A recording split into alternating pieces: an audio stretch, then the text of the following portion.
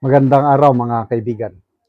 Bigyan natin ng reaksyon, opinion itong post, unofficial Bato Solid supporters.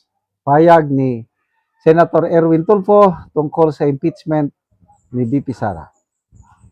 Senator Tulfo, gustong ituloy na ang impeachment ni VP Sara dahil naghihintay na daw ang mga tao. So, naniniwala si Senator Erwin Tulfo na kailangang ituloy ang impeachment trial laban kay Vice President Sara Duterte, lalo na't matagal na itong hinihintay ng Vice Presidente. Sabi niya, tuloy na natin kasi nag-aantay na yung mga tao. Even the spokesperson of the BP said, we're ready. We will prove that the BP did not violate the Constitution. Matatandaan ng idiniklarang unconstitutional ng Korte Suprema ang impeachment ni VP Sara. So, tama, narinig ko si Attorney Michael Powa. Atat na rin kami, sabi ng spokesperson ni VP Sara. Bloodbath, yes. Kasi tinanong siya ni Miss Pinky Webb ng Billionaire News Channel, bakit nagsampa na naman kayo ng reklamo, petition sa Korte Suprema? Diba gusto nyo ng bloodbath? Sabi, yes. Kailangan ang bloodbath doon sa trial, sa Senado, doon kami handang-handa.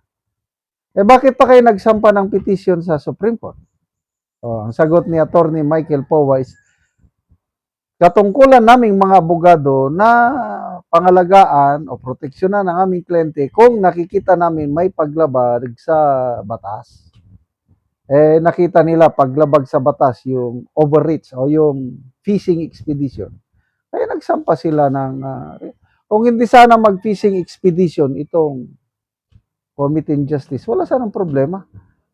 Ang hamon nga ni VP, yung Attorney Michael Powa, right now, iakyat na nila sa Senado ang impeachment case. Magbotohan na sila.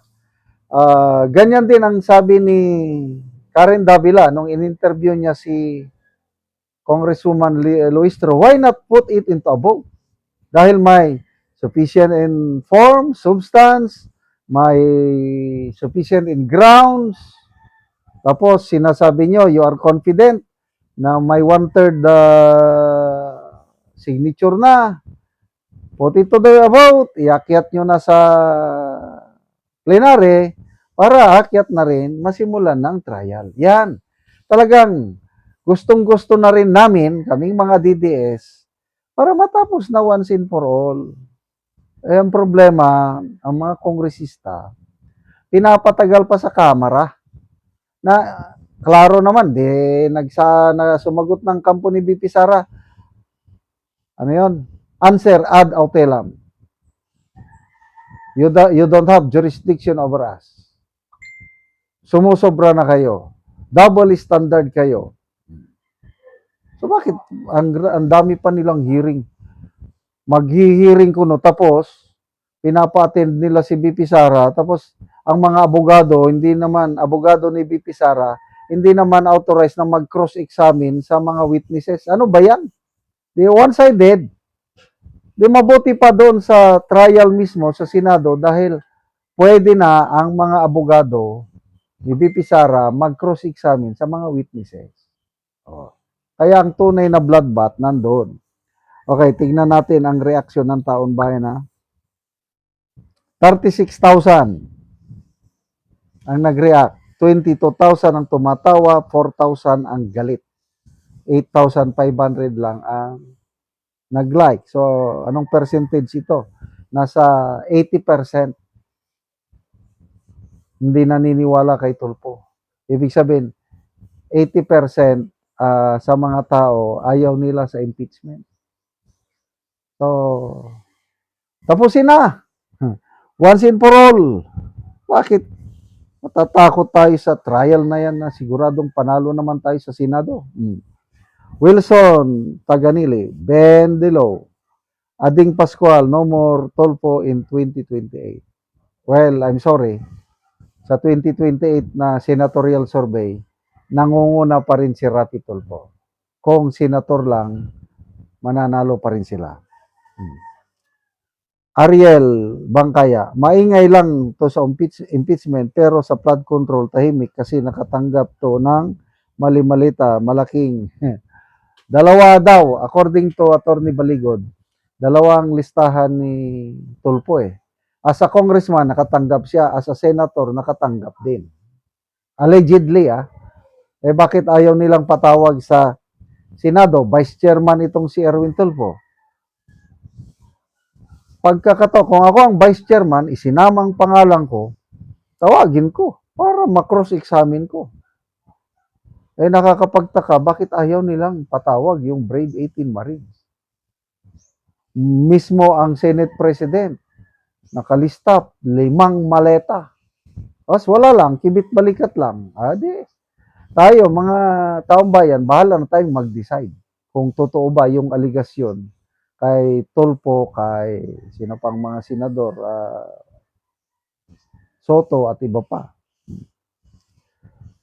Channel Park, Jaime, the Maleta is waving. Alfonso Badillo, Mr. Lowbender, just make sure the arm of the law don't catch you come recon time. Ay, malapit na.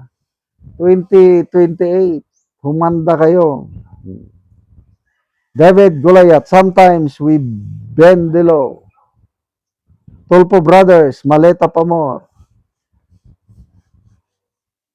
No more Tulfo in 2028. Di katagalan, si Back World will come to you. Di na to mananalo sa next election.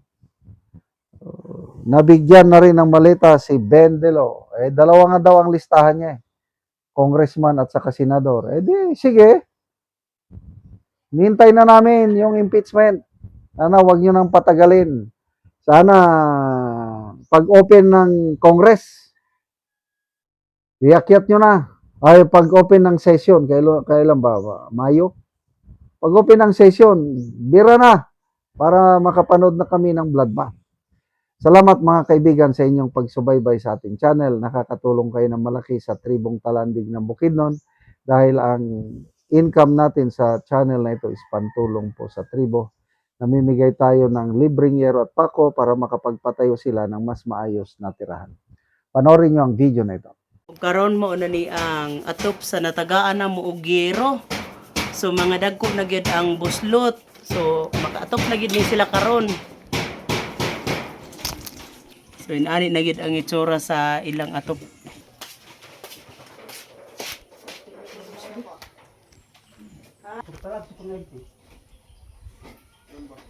Kung maulan na gyud sila kay ang ilang atop. So, mao na niya ang among gihatag ngayon. Awak ka rin din, ditag.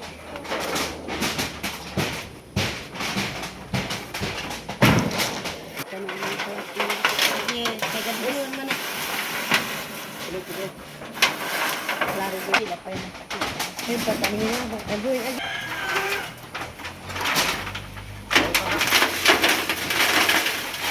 Boy, siya rin nga ganin ako. Nag-ilis ka ito yung mga. Hindi mga pobre yun.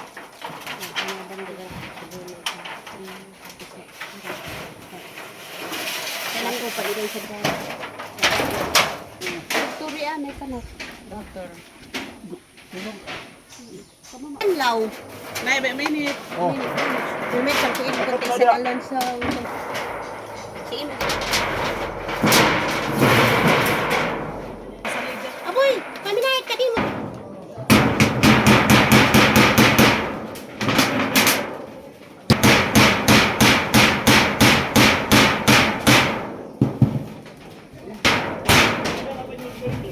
Aliman. Sige, kat ha.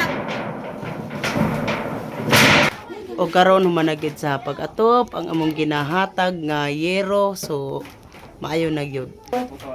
At sa Ginoo og ilabi na sa nagtabang sa amo og salamat kayo nga dako karon pag yun na puli among atop napulo na katuig og salamat sa tanan.